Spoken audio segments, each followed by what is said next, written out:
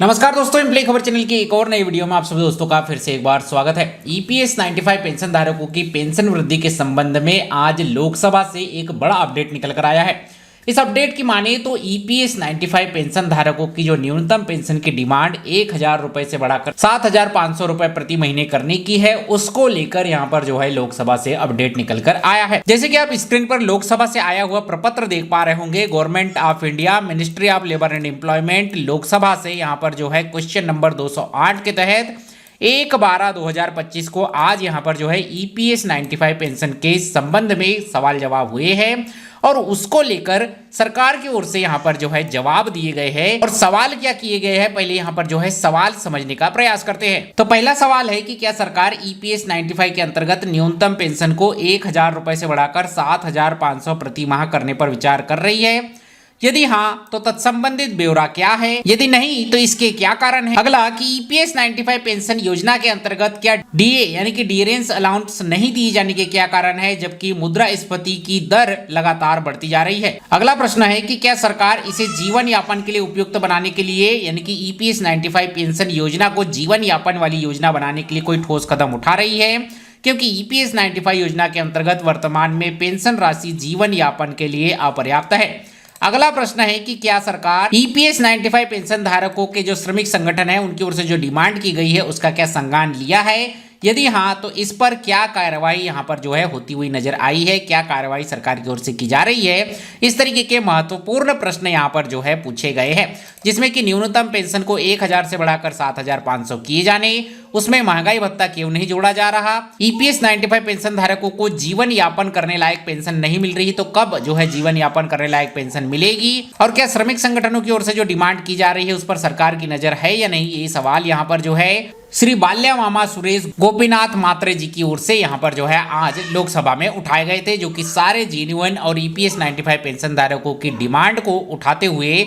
सवाल किए गए। अब इस पर जो जवाब आया है वो जवाब भी यहाँ पर देख लीजिए। ये जवाब सुश्री शोभा कंदलाजे जी, जो कि ministry of state for labour and employment की यहाँ पर जो है अधिकारी है, उनकी ओर से यहाँ पर जो है जवाब दिए गए हैं। और इसमें ए से एफ तक के जवाब देते हुए यहाँ पर बताया है कि यह एक परिभाषित बेस्ड योजना है, यानी कि ईपीएस 95 पेंशन एक परिभाषित अंशदायी परिभाषी लाभ योजना है, जो कि सामाजिक सुरक्षा योजना है, जिसमें कर्मचारी पेंशन निधि की कोष का 8.33% हिस्सा यहाँ पर जो है जमा होता है और गवर्नमेंट की ओर से भी अपने बजट की ओर से 1.16% का वेजेस यहाँ पर जो है दिया जाता है और अधिकतम 15,000 रुपए तक की सैलरी पर यह योजना यहाँ पर जो है दी जाती है। ईपीएस 1995 के अनुच्छेद 32 के अनुसार निधि का मूल्यांकन वार्षिक रूप से किया जाता है, लेकिन 31/3/2019 तक के डाटा को यहाँ पर देखें तो अभी तक जो है निधि के मूल्यांकन के अनुसार इस योजना के अंतर्गत घाटा पाया गया है। सरकार न्यूनतम 1000 रुपए पेंशन यहाँ पर जो है अभी दे रही है और गवर्नमेंट की ओर से 1.16% का यहाँ पर जो है बजटीय समर्थन अतिरिक्त किया जाता है। भारत सरकार ईपीएस 95 योजना के अंतर्गत श्रमिकों को अधिकतम लाभ सुनिश्चित करने के लिए प्रतिबद्ध है,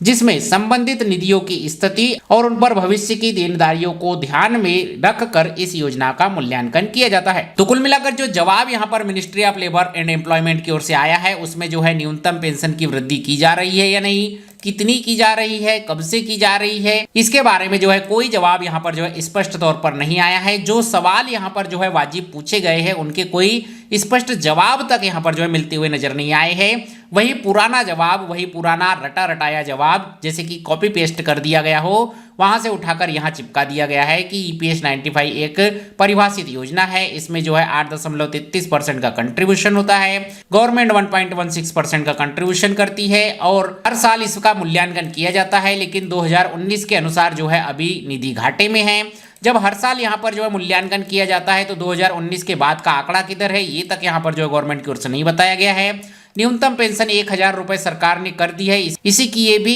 11 से 12 साल हो गए, लेकिन अभी तक जो है सरकार उसी का गुणगान गाती हुई यहाँ पर नजर आ रही है। और कब से पेंशन वृद्धि होगी, श्रमिक संगठनों की डिमांड और डीए क्यों नहीं दिया जा रहा, इस तरीके के सवाल का कोई जवाब यहाँ पर जो है लिखित में दिखते हुए नजर नहीं आया है। तो इस तरीके से आज लोकसभा में ईपीएस 95 पेंशन धारकों की पेंशन वृद्धि, न्यूनतम पेंशन 1000 रुपए से 7500 तक किए जाने, उसे महंगाई भत्ते से जोड़ने संबंधित यहाँ पर कुछ महत्वपूर्ण प्रश्न उठाए गए थे, लेकिन उनके जवाब यहाँ पर जो लिखित में आए हैं उसमें जो है कोई संतुष्टिपूर्ण जवाब यहाँ पर जो है मिलता हुआ नजर नहीं आ रहा। तो यही एक लेटेस्ट अपडेट आप सभी तक पहुंचाना था। इस प्रपत्र की कॉपी आप एम्प्लॉय खबर के व्हाट्सएप चैनल से प्राप्त कर सकते हैं या एम्प्लॉय खबर के फेसबुक चैनल से भी डाउनलोड कर सकते हैं या लोकसभा की वेबसाइट पर जाकर भी ये प्रपत्र आपको जो देखने को मिल जाएगा। बाकी आज के इस वीडियो में दी गई जानकारी आपको अच्छी लगी हो, वीडियो को लाइक शेयर, चैनल को सब्सक्राइब जरूर करें, क्योंकि हम यहाँ पर इसी तरीके से रेगुलर पीए पेंशन सरकारी योजनाओं से जुड़े लेटेस्ट अपडेट की जानकारी आपके साथ साझा करते रहते हैं। मिलते हैं आपसे अगली वीडियो में, तब तक के लिए जय हिंद, वंदे मातरम।